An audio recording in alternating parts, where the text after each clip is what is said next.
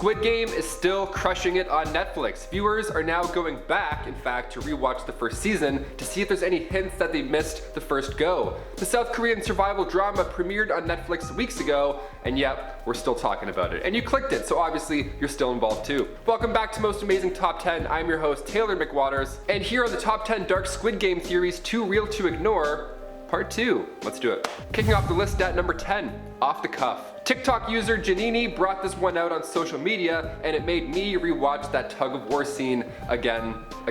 Lo and behold, they're onto something here. If you look real close in episode 4, you can spot Ilnam's cuffs designed a little bit differently than our other players. It's tug of war to death. You can't just let go of the rope or else this wouldn't be Squid Game, would it? So after one side wins the game, they're all laying there still attached to the rope after the other side got cut off and, fell to their doom. The camera pans down all the players who have won, and they're all out of breath. They're all lying there, terrified and relieved all at the same time, but the camera clearly shows these shiny silver locks on all the black cups. Now when it cuts to David Copperfield here at the bottom, there's no silver lock to be seen. Now of course, because if he flew over the edge in a turn of events, he could easily just let go, being the creator and all. But that was a good spot, so we have to start off the list with that one. Good eye.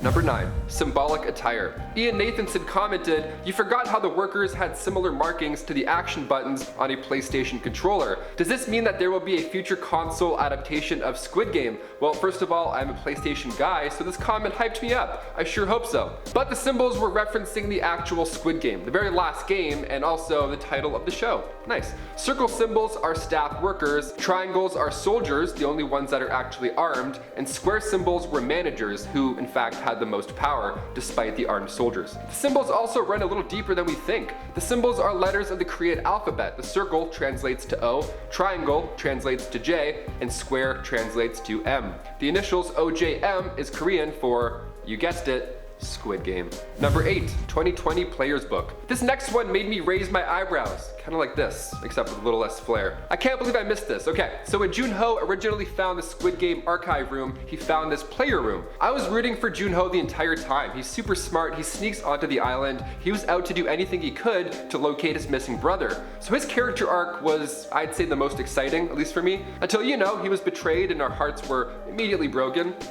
But that book that he flips through with all the players and backgrounds, it starts at player number 2. As much as it appears that he might need it, player number 1 does not need a background check for himself. After all, he probably picked that binder out himself. It's like blue, green, blue, green, blue. Ooh, black, that's ominous. Debit.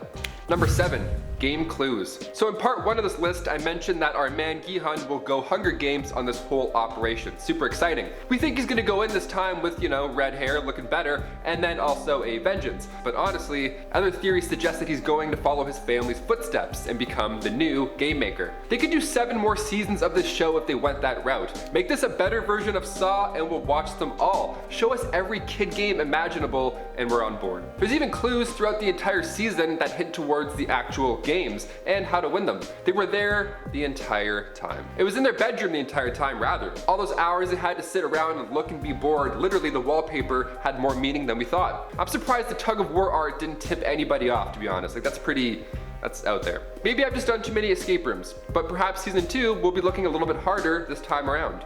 I know I will, that's for sure. Number 6, red light, green light. This theory is pretty sweet and I'm quite confident somebody is onto something here. The giant doll that was used in the first episode in the red light, green light episode, for one, the doll didn't scan the old man. That was the very first hint that he was up to something while he danced his way through that violent, horrific game. But user Hosala Arts commented on our part 1 and they say, "I'm surprised no one has theorized that the doll from the red light, green light game might be the old man's wife when she was younger. Like, it's not a big detail or important, I guess, but I just wanted to point out my theory on that. It does fit if you think about it. Number 1 created the game, so it would make sense to add his wife in there when she was a little girl. Maybe she enjoyed the red light, green light game, hence to number 1 using her for that game, but as the killer doll, because he's kind of obviously twisted in some way.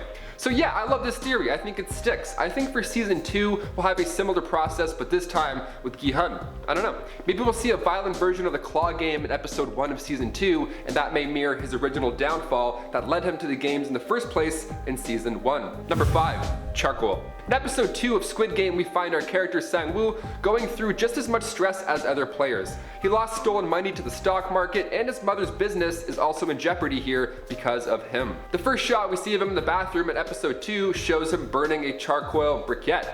Reddit user Life Changed pointed out that the briquette burning next to him was a sign that he was going to end his own life, possibly, because that was a sign of poverty for when Koreans didn't have electricity back in the day. It's coal being used as fuel would subsequently create carbon monoxide poisoning. Dark detail indeed, but it definitely checks out. Good eye. Number 4. 67. This show hit us right in the feels, man. Oh my god. Player 67 meets her fate in a brutal way. When the bridge explodes, glass hits her and she loses quite a bit of blood. Now when Gi-hun was begging the guards to help her, that's when player 218 comes in and attacks her. He gets her right in the neck. So gross. Huh? He did that so we could of course get a spot in the finals, but we were rooting for her the entire time. In fact, we're still rooting for her. One theory suggests that she's still alive as her death wasn't announced over the intercom like other players. We just heard music and it was a slow-mo. We didn't really hear anything, to be fair. Plus, she did have a knife on her at the time of her death, so maybe we'll see an epic flashback where she cuts herself out of that black box before it's lit up. That'd be a pretty epic scene. You've never cut faster in your life. I'd be like, Number 3, don't pick me. Do you ever find yourself in gym class in the morning hoping you wouldn't get picked for a game? Your teacher pulls out 30 pylons at 8 a.m. You're like, no man, I just ate a giant bowl of Cinnamon Toast Crunch 10 minutes ago. I'm gonna throw up. Well, before the marbles game, players were asked to get into pairs, and unbeknownst to us at the time, if you were the odd player out, you got to skip ahead to the next game. Fast pass to freedom, baby. So when we see the old man sitting in the corner hanging out by himself, being old and confused and old and sad, theory has it he was trying to duck out so he wouldn't get picked. That way he can skip ahead safely and no one would ask questions. Also, not a bad plan from him from the start if that's true. He probably thought, no one's gonna pick me because of my dementia. Imagine he's like, sorry, I can't play. I just had some chocolate milk and my tummy hurts. Can I go to the next one though? Skip. Number 2, time well wasted. Right off the start, we see the old man's dementia is going to play a huge role in this show. It's so stressful too in the first viewing because you're like, stop moving, man, stop smiling. You're gonna blow up, stop. But at this point, it makes sense he was having a good time because he was safe throughout the entire game. The dementia play is a great move because we see Ilnam use it to get through the first 2 games easily. He remembered the song from his childhood as well as a tug-of-war strategy, but then marbles came in and he just dropped the ball. Pun intended. Each team had 30 minutes to finish the task and his dementia just happened to keep him until the very end of that clock. Then he was supposedly shot off screen. Now if he lost during the game, it would be obvious that he's running the whole operation because how would you fake it then in front of everybody? Plus the old man was the tiebreaker for ending the games earlier. This guy just likes putting people through it, I think. He reveals at the end of the show that the VIPs all thought that living is no fun when you have too much money. I mean, jet skis are also pretty fun. Just an idea, I don't know.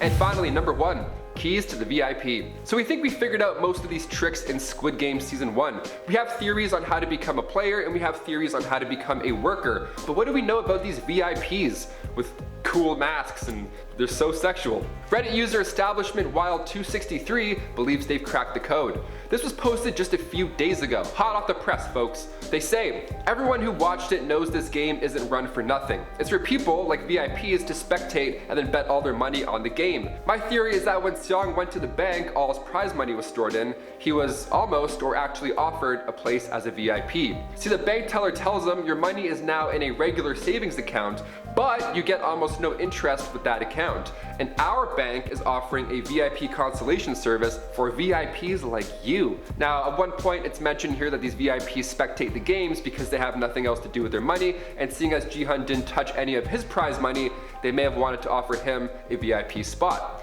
Now that doesn't mean every VIP is a game winner per se, but some could be. And we also know that the policeman's brother was a contestant and then became the front man, so it's not impossible for winners to just get money and then dip. Let me know what anyone else thinks of that theory. Great theory, we actually like it so much that we're gonna end this list on it.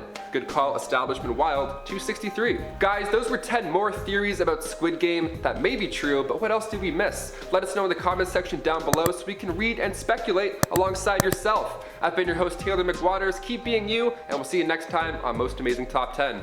Peace. Top 10, I'm your host, Taylor McWaters. I'm a human who needs air, shows a burning charcoal briquette. Briquette? briquette, not a briquette. That sounds weird. It's a briquette. The fruit briquette, right? Yeah. Taylor Lizard Lips McWaters. Driveway.